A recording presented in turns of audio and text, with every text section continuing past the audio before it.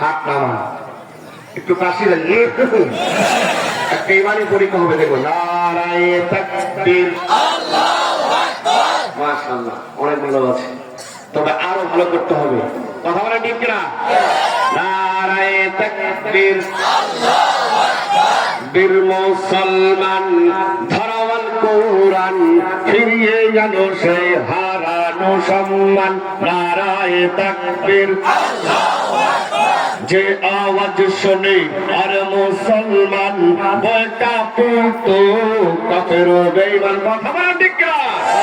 আল্লাহু আকবারের শব্দ শুনলে উতবা, সাইবা, আবু জাহাল সহ বড় বড় যে কাফের গুলো ছিল, সেই কাফেরদের কর্ণকুহর নয়, মনে হয় অন্তরের ভিতরে যে আঘাত করতে। কথা বলেন ঠিক কিনা?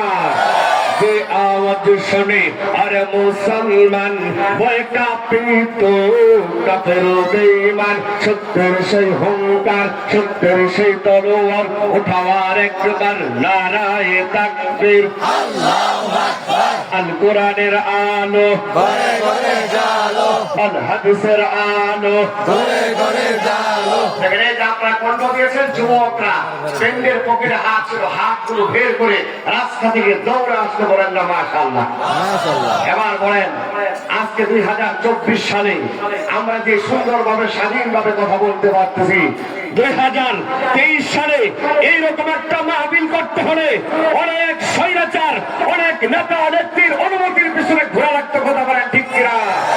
5 আগস্টে ছাত্র জনতা পীর সাহেব চরমনাই মুফতি ফয়জুল করিমের নেতৃত্বে এদেশে বঙ্গভবন গণভবনকে দখলের মধ্যে এমন একটা পরিস্থিতি হয়েছে, এই বাংলাদেশে কোরআনের কথা হবে, কোন স্বৈরাচারের অনুমতি লাগবে না। কথা বলেন ঠিক কিনা? আপনার সাথে আছেন তো ইনশাআল্লাহ?